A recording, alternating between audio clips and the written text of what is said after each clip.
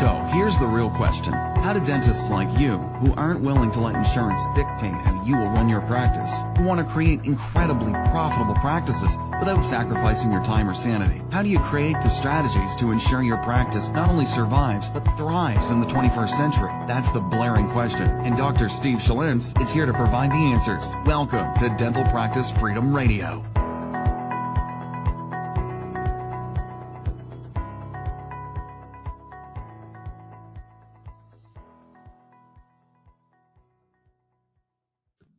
Hey, what's up, everybody? This is Dr. Steve Schalintz. Welcome back to another episode of Dental Practice Freedom Radio, episode 104. And this is an impromptu episode. This literally just happened. And I said, wow, what a great story to share on my podcast. So I'm in Target, right? And I'm picking up something from Target.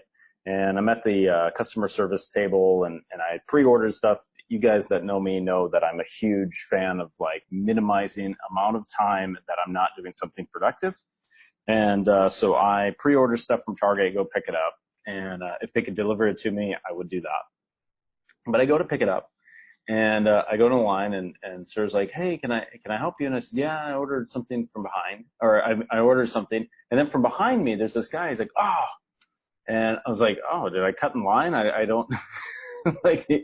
I was assuming you were being helped. And he's like, oh, no, it's okay, man. But like, yeah, it's just everything's crazy, man. And I said, oh, that's cool. Like, tell me what's going on. And I said, go ahead. Like, honestly, I didn't, he's like, oh, it's fine. So he gets up there, and he's like, and he's not even like combative, but he's like emotionally combative.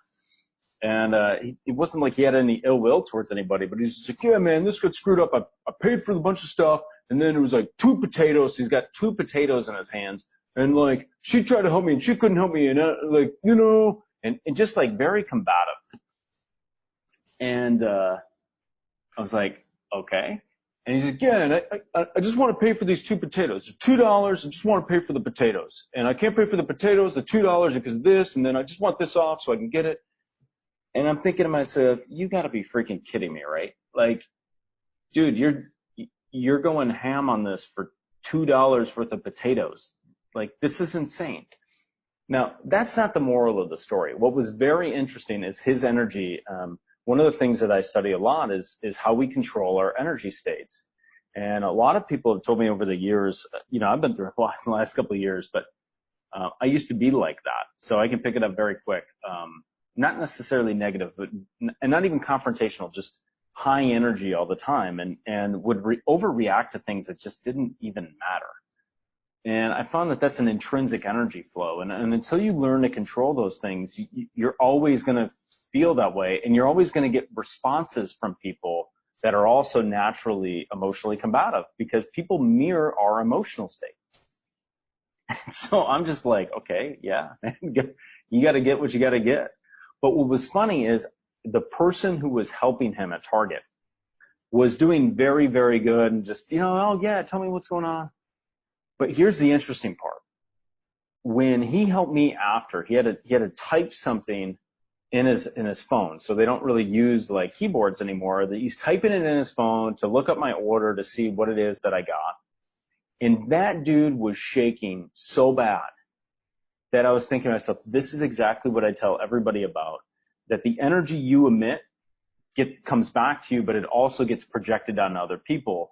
And unless they've been really trained to be able to control their emotional states, like a monk, they're going to respond to that. And so this guy, on a conscious level, on a thinking level, in a word level, he's telling me all the right things, but you can pick up the vibe. Literally, the energy got transferred from this combative customer to the Target employee.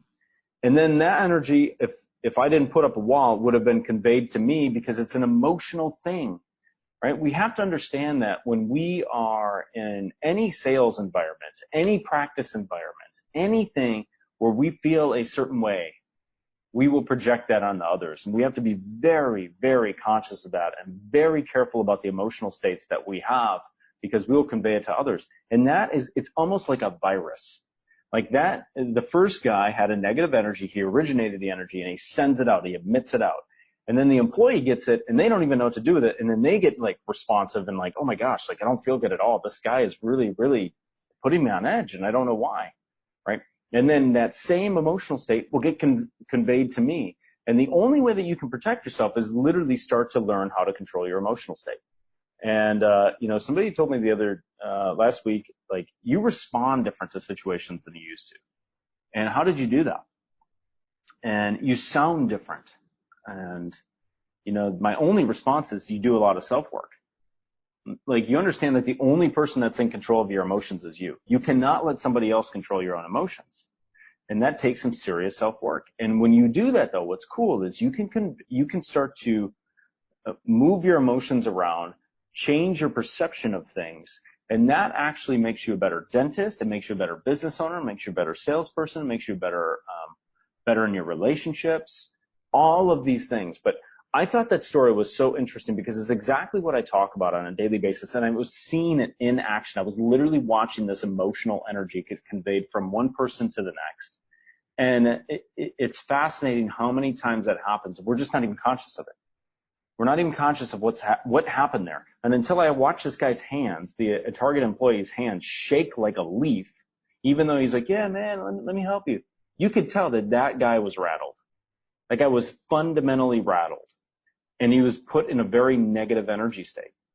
And I can guarantee you that guy will have no creative thought at that moment. He's not going to be at his best because that is a very negative emotion that was conveyed in that whole entire situation. And you can't have negative emotions and then have creativity, gratitude, all of the things that are responsible for you moving forward in life. So I found that fascinating. And it was just a real world example of a lot of the stuff that I teach my clients. Like, listen, you have to control you first. And it's actually something that I'm working on with some clients now on how to really control you as a person. Before you try to change your business, before you try to, conquer the world, you have to control you. And the last few years, I've learned that the hard way, that unless you control you in any situation, you will not. You can't improve your business. You probably can't improve your communication amongst your team. You can't do a lot of the things until you learn more about you and how to control your state, your vibration, your being.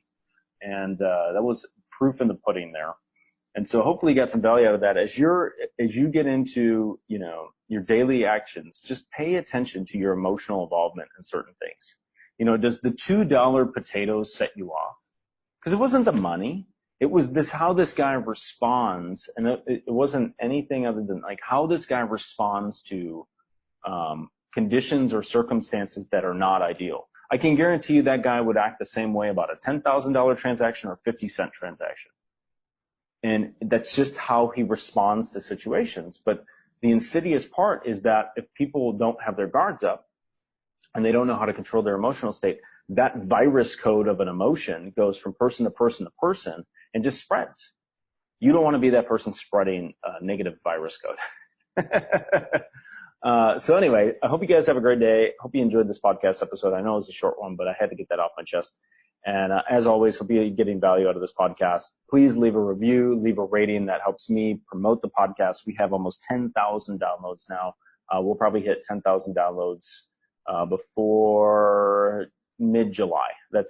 We'll be tracking to hit 10,000 downloads in this podcast by mid-July, which is phenomenal. It's taken a lot of work to get there, but I hope to get to 100,000 downloads before the end of next year. So really, really working on some things that are going to change how I coach other people, but also really try to complete some of the things that I talked about here. How do you become more of a complete dentist? How do you control your emotional states? How do you be more successful in business and more successful in life and be more productive and just have a more balanced and well-meaning life? Those are, some of the things that I've been working on, and I'm taking a few clients through kind of a new program that I'm going to be creating here that isn't actually in the public yet. So just kind of testing out some ideas and helping people go where they need to go. That's what I'm all about.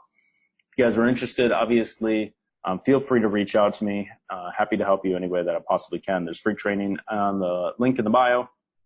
And as always, you guys have a great week, and I'll talk to you soon. Thank you so much for listening to this episode on Dental Practice Freedom Radio with Dr. Steve Schultz. We'll see you on the next episode.